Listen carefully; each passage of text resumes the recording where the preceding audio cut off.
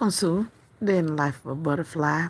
And if you're here because of the title and caption, girls and boys, yes, Auntie turned $5 into $40 million. Do I have the $40 million in cash? Of course not. But in the world of business and business credit and wealth and generational wealth, it's assets that matter and the potential value of those assets and the potential profit of those assets. If you followed up to this far, you know that Auntie then had a house fire and went through a shenanigan and had the stroke and the heart attack and the nigga and Uncle Thaddeus is hoe, and it was just too much bullshit sharing. So I'm sitting here chilling and whatever, and what y'all say, whoop de whoop. And I be fucking with them Chinese people, so I have to be up late night because it's daytime to them. And I've been trying to talk these people into buying some land. And I build a warehouse, and they send these caskets over here, and I be the American distributor of their caskets. So we talking that little shit.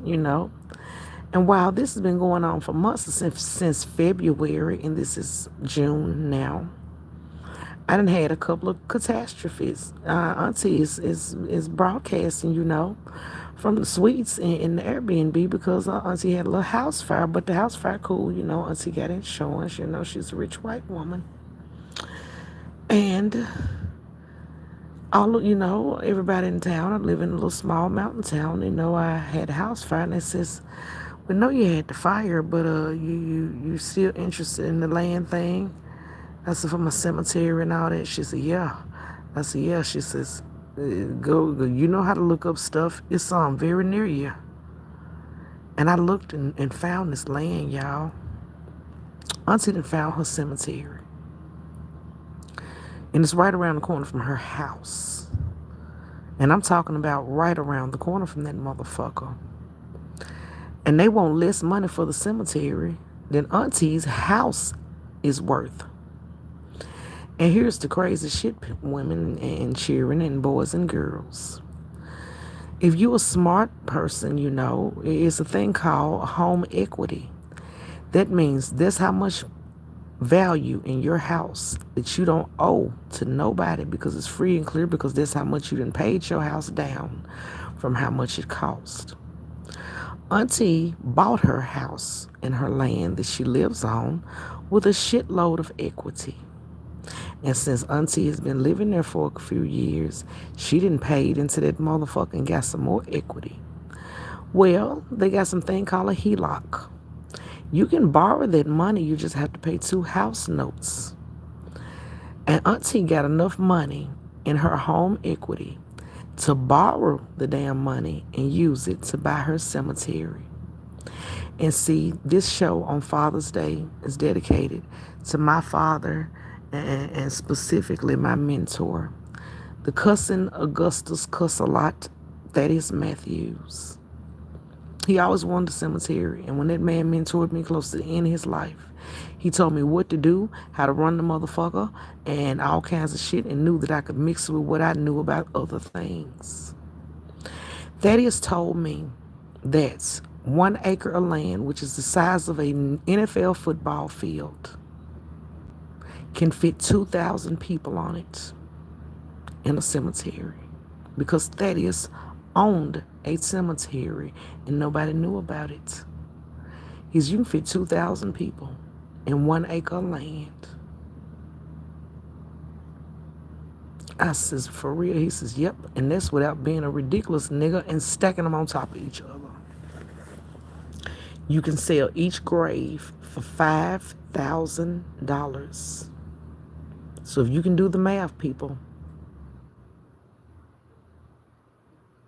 I just found a property with 75 acres. 75 acres is 75 football fields. It's 75 times 5,000.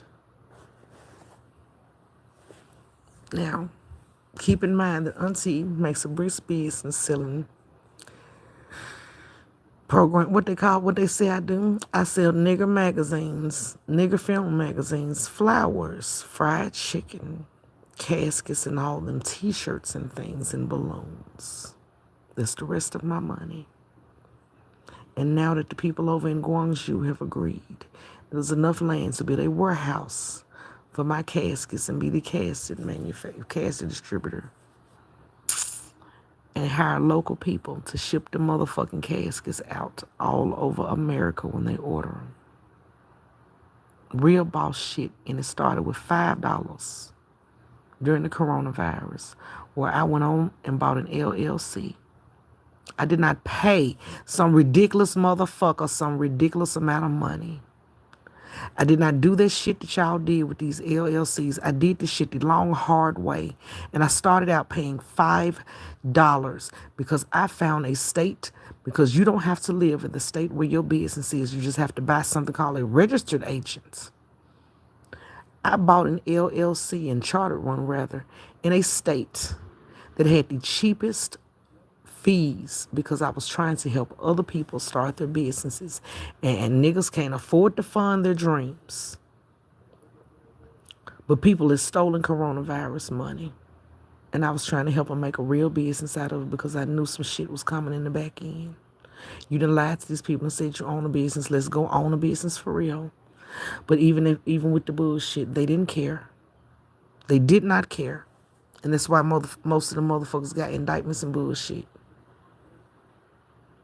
They had the actual money to make their dreams come true and fucked it off, and could have actually started the real business that they lied and said that they had, and made actual money forever and ever and ever, or as long as they want to do it, or hire people to do it, and they just go sit on their ass at the house and be the real CEO.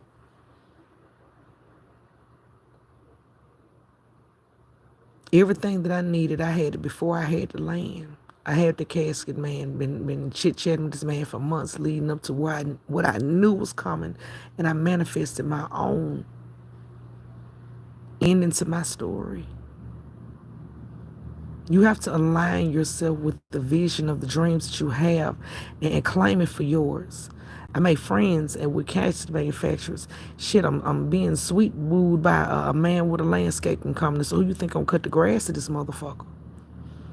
And he knows how to fuck with trees. So the landscaping and the little shapes and shit, and the Edward Scissorhands bush is gonna be exquisite in this fucking place. I know the people I need to know to make the things do what it need to do. And even when I don't feel like doing it myself, I have vendors, suppliers. I built this business from $5, people.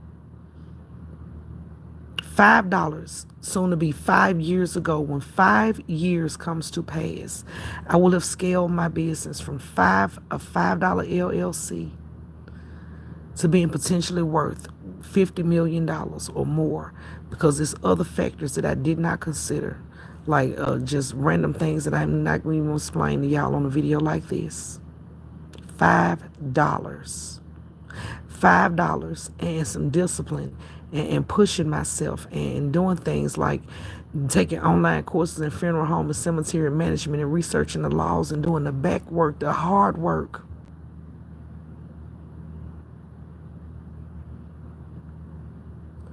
Y'all do not understand. I did everything that I thought was funeral related, and some things were not, in preparation for what my end goal was going to be. And now my end goal, I have enough property to have my corporate offices to my business, to have a showroom for these caskets and tombstones and things, to have a printing shop, to be able to print obituaries for myself and everybody else who decides to be, and authorize Zen Life Celebrations keepsake company, where I sit around and design pretty shit, and they sell it to these dead people's folks all around everywhere, like the Avon lady. And I get a profit back. They got to buy it from me. We'll pre-make the flowers, and we'll ship them out to you. And they put their markup on it.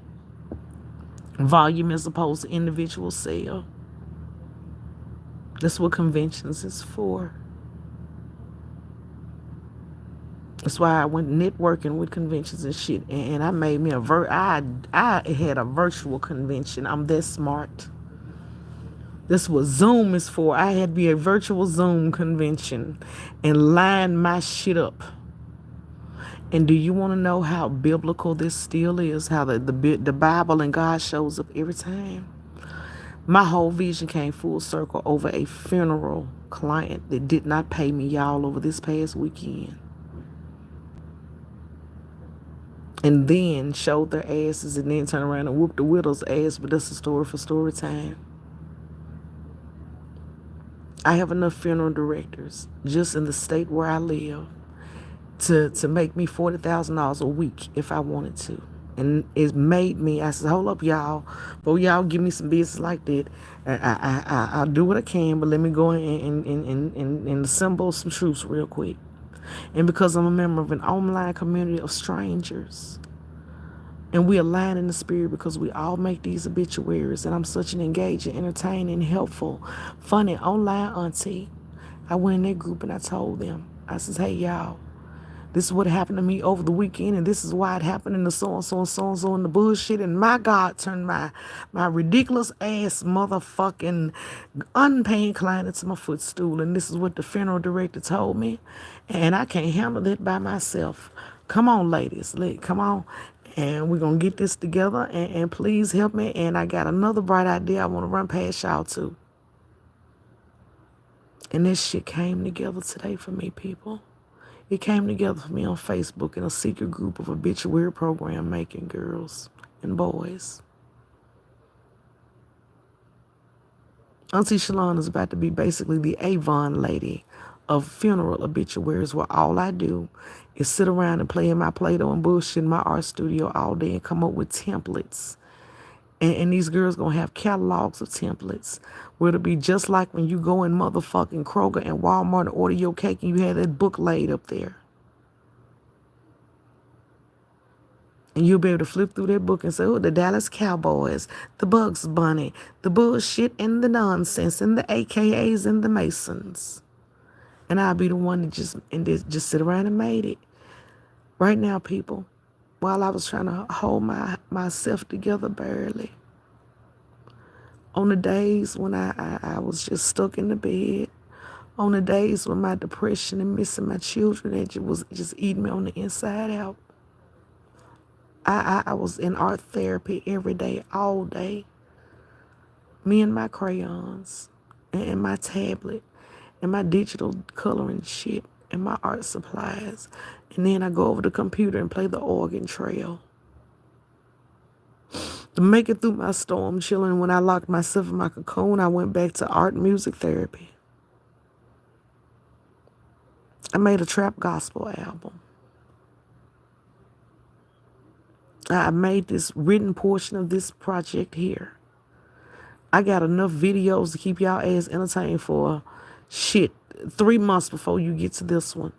We just got to figure out how to get this shit in. I got to get Mr. Pacino to help me get the shit in order. Shout out Huggy Pacino. He gave me my break in YouTube years ago as his co-host and called me the Holy Ghost in Look at Prophecy. The Holy Spirit. Or some shit. I don't know. But shout out Huggy Pacino.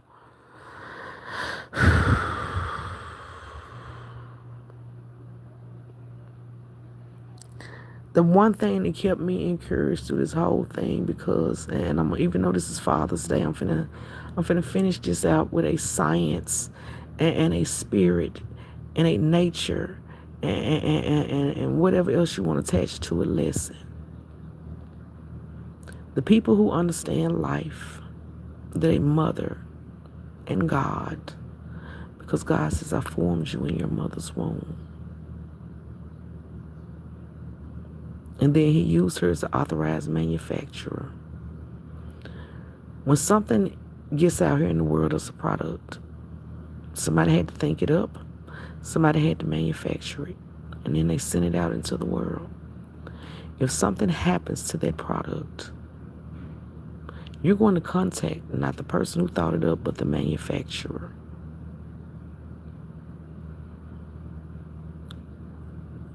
And you're going to ask or demand or hope that thing is covered by a warranty. And if the manufacturer can fix it and return it to you or give you another one to replace the one that you had. And some of this new age stuff, we're gonna since I'm a car gal, we're gonna talk like this is cars. We're gonna give a nod to the most famous motherfucker right now. This motherfucker his ass off. And ain't nothing wrong with it, my nigga. His name actually rhymes with mine. Look here, pimp. Your little moves inspired a preachable, teachable moment to these niggas for me. Elon Musk made a car that looks like some shit that somebody drew in kindergarten. I drew better cars than it in kindergarten because I've always been an artist. Them cars ain't shit, they malfunctioning, and they are absolute death traps. But anytime you don't pay for that motherfucker, the dealership can push a button and it will lock you out. It will not start up and it will return to their motherfucking ass by itself. See, I'm going to speak in parables like the Bible and like the more ridiculous preachers do with their little stuff because, I got to get you right. So some people think I'm talking about a car, and I'm really talking about my children now. And I'm rhyming to you if you ain't figured that part out, because I'm just that talented. But moving along, them fuckers can push a button and make the car come back to them with or without your ass. To the point where other car manufacturers and car lots and shit start putting the technology in their cars to where the car can't come back to them, but they'll cut that motherfucker off wherever the last place you parked it, and your ass won't be able to get it back and drive in it nowhere. They'll send the repo man to go get it wherever it's at after they cut it off on your motherfucking ass. Only way they don't cut it off is they detect motion. But once they don't detect no motion, baby, wherever that motherfucking struggle buggy there was a good car when you got it and you dogged it the fuck out. Wherever you park it at, when the repo man catches your ass lacking, that's where he gonna get it from. And you have a hard time getting it back because you gonna have to buy that motherfucker back from it and you ain't got no motherfucking money. So that means either I take my car back and I take it to the dealership and I resell it to somebody else. Or every now and again we can refurb and we let them be the shop car. But we get what belongs to us back when you motherfucking don't pay for it or don't do it right. And think that, you just gonna fuck over somebody else's shit. Now, I told you that about a car. And I'm finna tell you about humans. It was everything that I could do to hold myself together.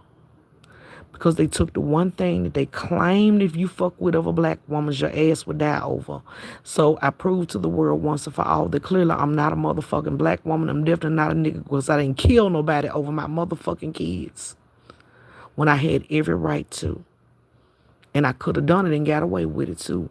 If it wasn't for middling ass motherfucking Tawana Murphy with her shitty blooming motherfucking ass. Bitch, you gonna get your pockets run by that Mexican woman. I'm guaranteeing it, because if nothing else, the spirit of Thaddeus Matthews told me, Maylene, you got a little pocket change floating around. Help that, go find it. You speak some folks' language. Go find the motherfucking Mexican woman she threatened and help them folks sue her motherfucking ass for emotional distress. And she ain't got a motherfucking leg to stand on a bar of soap to wash her shitty panty ass because it went public that she did that shit to the motherfucking people. Embarrassed the fuck out of them and everything else. The burden of proof is the news stories that they did about the shit. And her public apology admitting that she fucked over them people and the shit was inappropriate. Run her motherfucking pockets. Fuck her apology and that school board cover up shit too, because they all in on it with that bitch. Help them folks run that bitch's pockets. And you know the statute of limitations. Wait till that hoe is off that school board and she think the getting is good and bust her motherfucking ass at the last minute when she thinks she gonna get a little money from the school board she been saving over there into the side and run off. Help Senorita, Senor and them motherfucking vominos up that motherfucking bitch's motherfucking ass. Run what you told that hoe you was gonna do to her. Ride her ass around 240 like Jesus did the donkey straight up the motherfucking courthouse steps, bitch. Cause you gonna get double for your trouble. Cause you emotionally distressed me too. And because you had dick sucked and ass kissed with all the motherfucking judges and everybody in that courthouse, our statute of limitations, the clock is frozen, ho, because they could not adjudicate our case because every judge had to recuse themselves. Tawana Murphy, you finna pay for my children's hurt feelings and they on the way home to me finally. But I'm fixing, my children finna come sue you, bitch. This is your official motherfucking pre-notice demand letter. Get with your people. You'll be contacted by a mediation firm soon, Miss Ma'am. Miss Tawana Murphy. Oh, hoe of motherfucking Thad. Go find you somebody.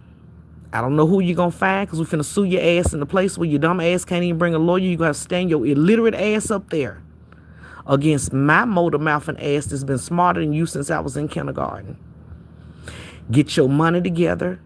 I have the proof that you fucked over me in my medical distress shit because I called you while I was laid up in the hospital, bitch, on FaceTime and screen recorded it where I explained to you, fix this shit to Warner because this nigga, I'm still in the hospital and your drunk ass flopped the fuck out.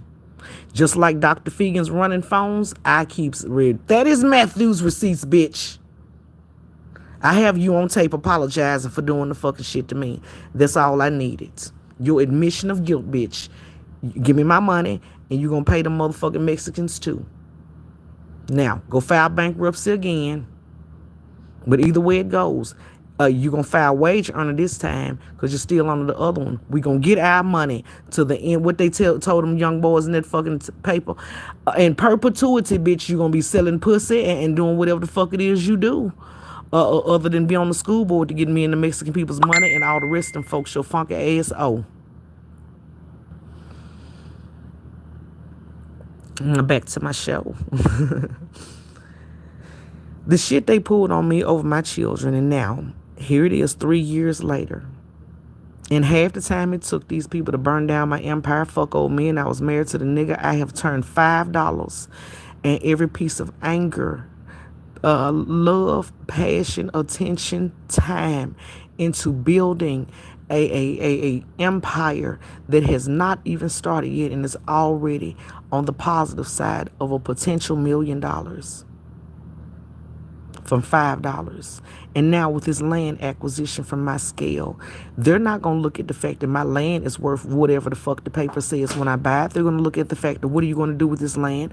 I'm going to cut down all the timber and sell it to generate revenue, leave a few of the damn trees there to stimulate the wildlife and not fuck up they motherfucking environments with my bullshit and dead niggas.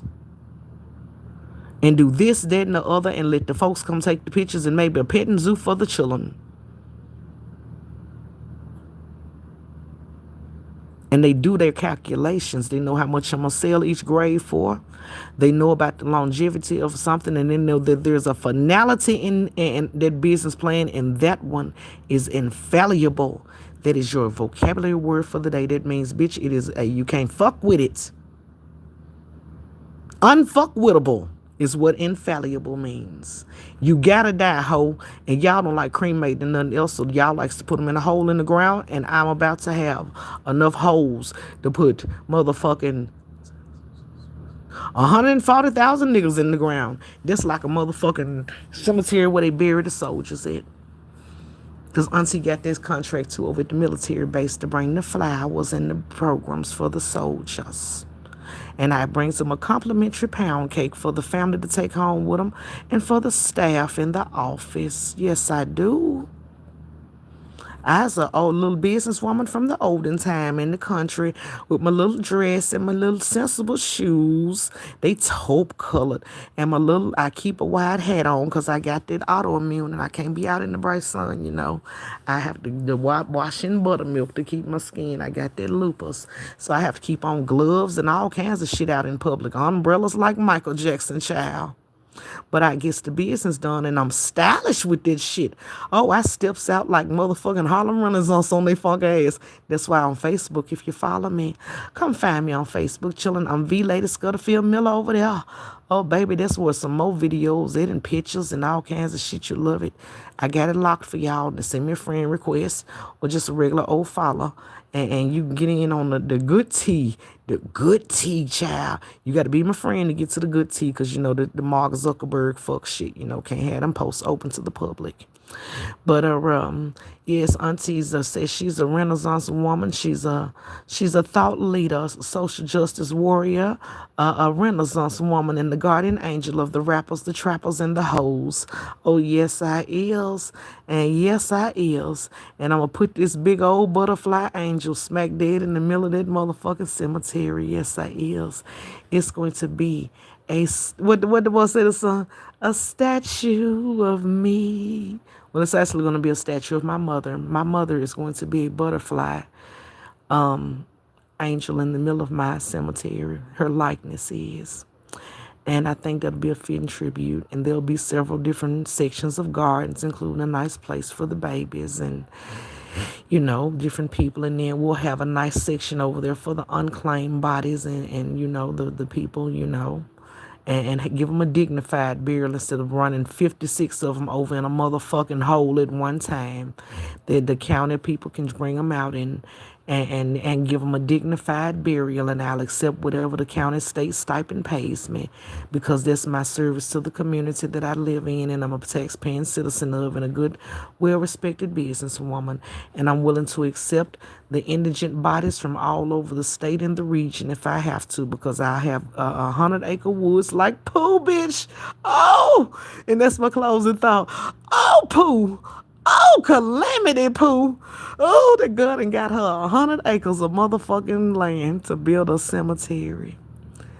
Children, let me close this out. And serious business people who sick of my jackass, and this is my closing thoughts. I tried to run it 30 minutes. We testing each time slot for the algorithm. When I had been hurt repeatedly, constantly, intermittently, and consistently by the African American community, the plantation people, if you will, Eli Witness descendants, I had gotten to a point like my Uncle Thaddeus, and I'm going to make you laugh one last time. I never thought a day would come when I just be done with niggas.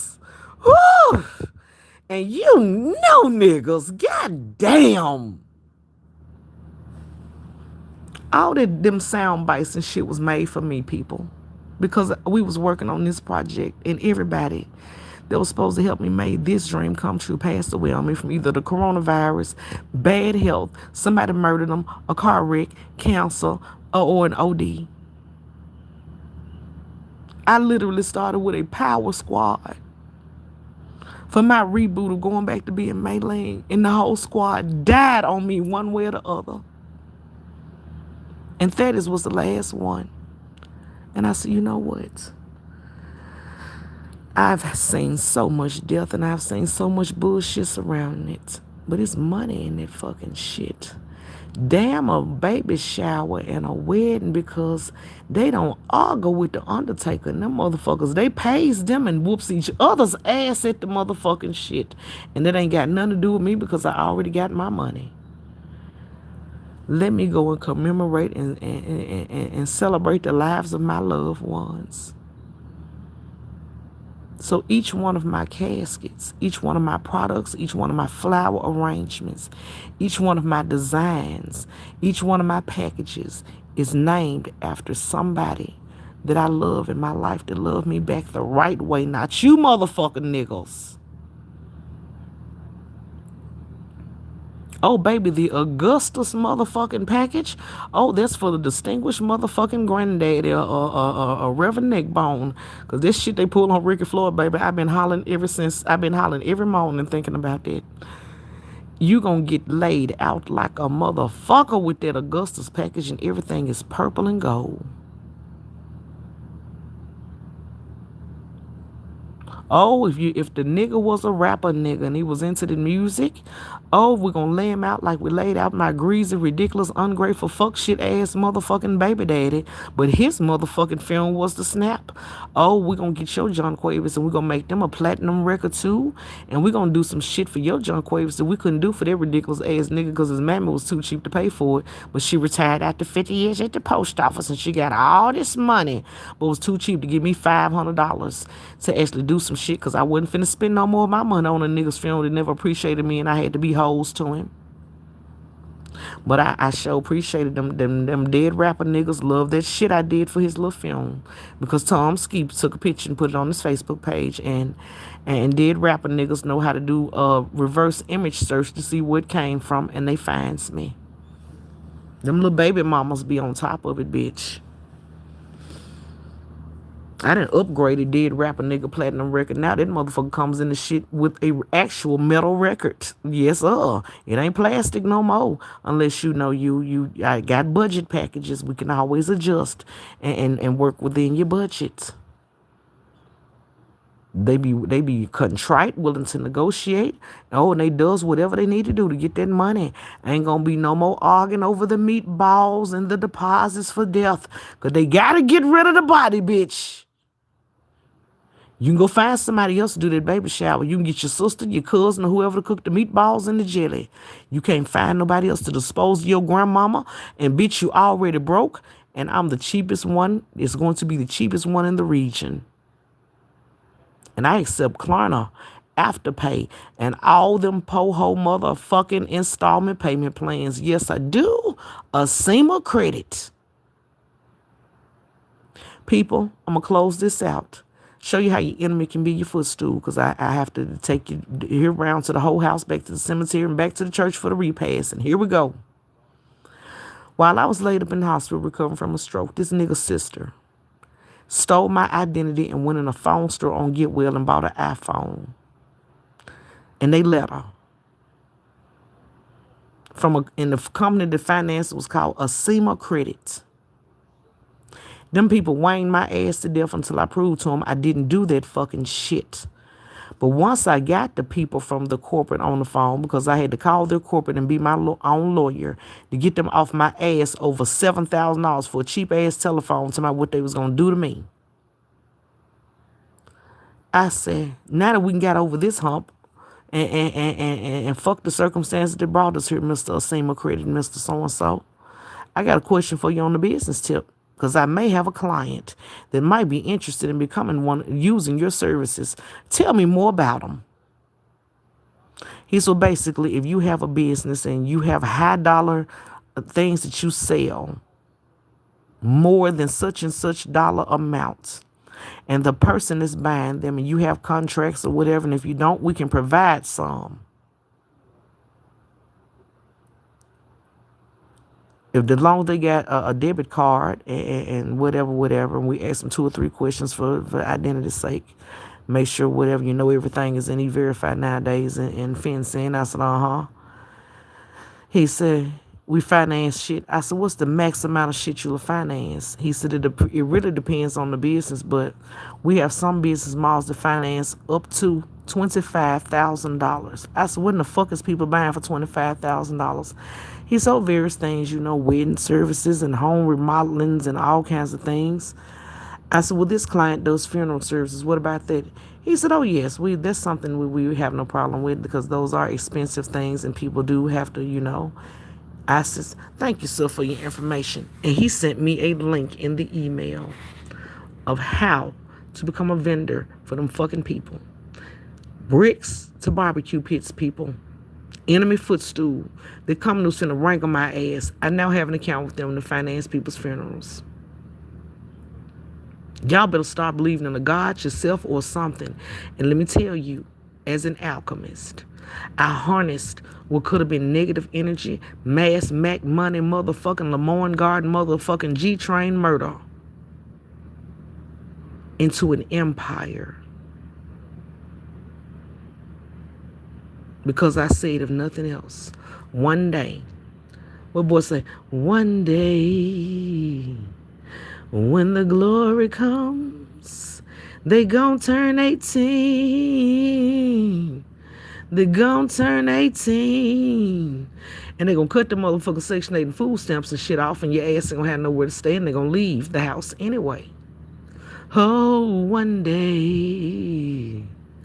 And that's why my homestead has the easiest numbers in America. And I talks to my children, and this children talks to the other children, and the children motherfucking with the children. The children know that they can drive home their Teslas. They know how to return to the manufacturer on their own, and they know where the factory is, even if your funky ass don't. Yeah, baby. One day, when the glory comes, it will be ours. It will be ours. We knew that them fuckers was gonna pull some bullshit, because before I even did the shit, I told them, children, I said, children, I gotta get to the hospital. I gotta get this over with, or mama ain't gonna live. I gotta get this surgery now.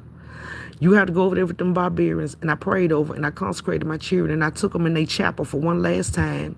And I put all over my children, and I laid them up on the altar. And I showed them, and I trained them for battle. I said, this is how you cook. This is how you do this. This is how you wash, and you ain't got to put up with them niggas shit. You can have money. You can have a cash app. This is this, that, and the other. And you can circumvent them niggas because they cannot read over there. And a push come to shove. My kids was in boot camp before I baited some ignorant ass niggas into thinking they was fucking over me, and sent my children to my motherfucking ex-husband's mammy for motherfucking babysitting for free. I knew they was gonna rob me. I put the money in there for them to take. And they did just what I knew they was gonna do. Niggas they motherfucking ass off.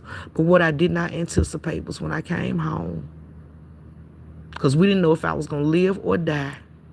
If I had died, them motherfuckers would have gotten the keys to the kingdom, because they would have got a phone call from my attorney saying, Miss Sally done passed away, because they were going to notify her, not them.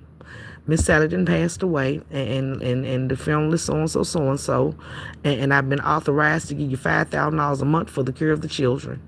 $5,000 a month is like $1 million for them broke-ass bitches.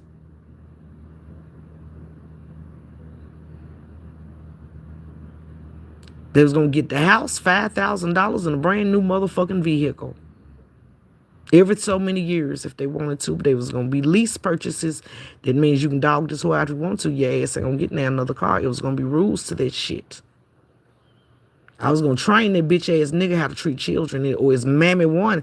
One of them motherfuckers was going to get ready for the spelling bee yet fucking with me, is what this boy told me. He says, auntie, them big words, you won't be on them hoes' ass. They going to get ready for the spelling bee yet fucking with you. I knew them niggas was going to do it. They did it 3 times already. But when they involved the authorities and lying on me and trying to tarnish my reputation and fucking with other people who did nothing but love me and help me pull my goddamn self together after being a victim of that bullshit. All because he could get some food stamps and a Section 8 voucher. And thought they was going to use my son to get Make-A-Wish motherfucking trips for free to go to Disneyland. Bitch, we could have went to Disneyland on my Expedia points. My children don't go to shit like that because the lines is too motherfucking long. You ignorant ass bitch ass nigga. I takes my kids to places like main events on the day that they're closed and tell the people, look, y'all ain't doing shit. Y'all got to be in the building anyway. Can we come around there and play? I'll give you a couple of dollars. They don't give a fuck. They can't do nothing but say no. And if you don't believe I did it, the pictures are in the written book, people, that you'll be able to buy on Amazon, A Day in the Life of a Butterfly, The Gospel According to Shalon. It's written under the premise that I died, and it's my obituary. And you get to read my reflections and my bio and see the pictures and photo galleries of my whole entire life. Oh, there's over 100 pictures in my obituary, children. Oh, yes, there is. Oh, they got poems in there and goodbyes from the other people in my motherfucking dead folks book. Yes, it does. Oh, it's a doozy. My baby had a birthday, and her birthday is in September. And during the coronavirus, they still made their place be open to the public and couldn't even allow people in. So for my baby's birthday, I think she turned 11. Let me see, 2011. She turned 10. 11 years old. She turned 10. I called around the main event. The people answered the phone. I said, why the fuck is y'all in the building when y'all not? She's a child corporate. And I said, I got a little girl around here whose birthday it is. And I'm not trying to have a birthday party. I just want her, me, and my son to come around there and get something to eat. And maybe, and y'all don't even got to feed us because there's too much trouble too. Can we just come play the video games and maybe take a picture in the little picture booth for her birthday so she can do something? I'm pretty good on that basketball game. So win her a few little stuff at Buffy's. We ain't going to be in the building an hour. The white woman said, sure, come on around here. And we spent the block round on Appling. And me and my children went up in there, and I just went over there and sit down and talk to the manager, and just they run through the whole building by themselves. No lines, no waiting, goddammit. And then the folks still cooked them something to eat and made her the same birthday bullshit that they make any kid to come in the building with nobody in there but them. I'm that mama. And that's why my children already thought we was rich and famous motherfuckers and was kabillion, kafrillion, gadillionaires because they don't get no regular experience. When they go to a hotel, I don't take them to the Mosey Wozy. I take them to the Hilton Home 2 Suites where they got their own little room and the rooms look like apartments. I knows how to travel with children now. And I knows how to accommodate them. And I had a Shelby County judge with her ridiculous pussy popping ass with this school board hoe tell me that being the CEO of a corporation that is now about to be worth $40 million overnight from a $5 seed investment, and that me being the United Way motherfucking whatever the fuck I was, and whatever the fuck else I was, and all the other good shit to go along with it, and my letters from motherfucking congresswomen of Georgia and superintendents from motherfucking Wayne County, motherfucking Detroit, Michigan, didn't hold a candle to a nigga with a 6th grade education. His mammy got one from the 7th, and neither one of them had health insurance that they could pay for. The state, they had to wait for the state to feed them, and the nigga had sitting up in there fighting for some children with a criminal record longer than motherfucking 3rd Street and a goddamn warrant for his arrest for child endangerment for the children that he's fighting over, and the warrant is still valid right now down in Clayton County, Georgia to this day. It's just non-extradition. And now, just like I promised, I turned my pain into a passion and my passion into this project. But my thank you for being for standing on your square, Miss Ma'am, for holding your composure. The Lord said, let me bless this girl with her wildest dreams and give her 33% more free, exceedingly abundantly. Because I did not ask for a 100-acre cemetery. I asked for maybe 10 at the most. But 2 or 3 would have been good enough for me. 1 would have been good enough for me because I had even figured out how to do a micro cemetery, because in the place where I live at, there's one that people didn't forget about. And I've been going over there and landscaping the graves and taking photo shoots in the motherfucker. I said, well, shit, if I own this place right here, I would have made and walked through there counting the graves of how much money I potentially could have made in that little 1-acre cemetery tucked back behind a junkyard that folks didn't forgot about, because you can't bury no more people back there no more. So if ain't nobody going back there to visit a grave, ain't no traffic, ain't no shit, and no nobody come down through there. And I found it by accident. Because here's the thing, and here's another thing to prove that I'm not the fucked up person, y'all. That bitch ass nigga in a quest to save money, and all niggas do this. And the coupon being the light bill to get an oil change for $30, and you ain't got to get out the car or nothing. And they got to do it themselves because they need $2 worth of liver cheese, and the oil don't cost but this, that, and the other, and they give you the filter. Now they got $20 to themselves, and they got an oil change for $9.99, but they ain't gonna put the gasket on right, fuck up your oil pan, lock up your motor. So now you ain't got a car because a nigga needed a beer and a blunt and a pom-pom and 2 loose cigarettes. But when they do need to fix something, and the motherfuckers that could do the shit, their junkyard is their chesty bestie. Especially when you have an old car. And because times being as it is, I'm going to keep me an old car. That's the emergency car. You keep your old trusty rusty. I know some shit about the government. Y'all don't know. They got a motherfucking hanger full of trusty rusties. Them cars in the bank thing gonna run if nothing else does. Old 4-cylinder 4 in the flows for you car enthusiasts. Nothing computerized. But I got this old ass Cadillac that my spirit is in. And I needed a piece for it. That I was going to go buy out of the AutoZone, and the people, instead of being niggas and trying to get my money, the man at the AutoZone said, Miss Ma'am, that car is 20-some years old and it's almost considered an antique, and I know you love it to death. Don't buy nothing like that out of here. You go to that's not even a part that goes out like that normally. But if it does, it has a long life. Here's what you do. Go to the junkyard. The car is old, and plus it's a Cadillac. Find one. They'll give you that damn thing, and then you go take it and pay it and get it programmed, and then you'll save you about $900 motherfucking dollars. A nigga would have took my $900, and so Mr. O'Reilly could motherfucking get his stock together and not told me shit. No, I went to 3 different part stores where I live, people, and trying to buy a part. Because I'm like, how the fuck this nigga gonna tell me what to spend my money on? And went to the next store, and he said the same thing. Miss ma'am, I'm not gonna let you spend. They was cheaper there. I'm not gonna let you spend $700. You can go find that part of the junkyard, and sometimes it's $1, and sometimes it's free. But y'all said the white folks was racist, and they said I lived in KKK land because I live in some shit called the Confederates, this, that, and the other in a sundown town. But y'all go off. I'm glad y'all feel that way, so y'all don't discover heaven on earth. Because there's a show for tomorrow. I'm fixing to try to hop this algorithm tomorrow with no engagement because I'm fixing to say something controversial. Because they say I have to be controversial. So YouTube is where it's at tomorrow. I'm going to put out a controversial message that I would hope cracks the algorithm of YouTube so that my project can pop. Tune in tomorrow. I don't know what time, but I'm going to see if I can hit it like that. And so I'm going to do some teasers and see what we can do. But I am tomorrow going to tell y'all what white folks really think about y'all and this racist motherfucking shit, what the truth really is, and where your reparations money is at.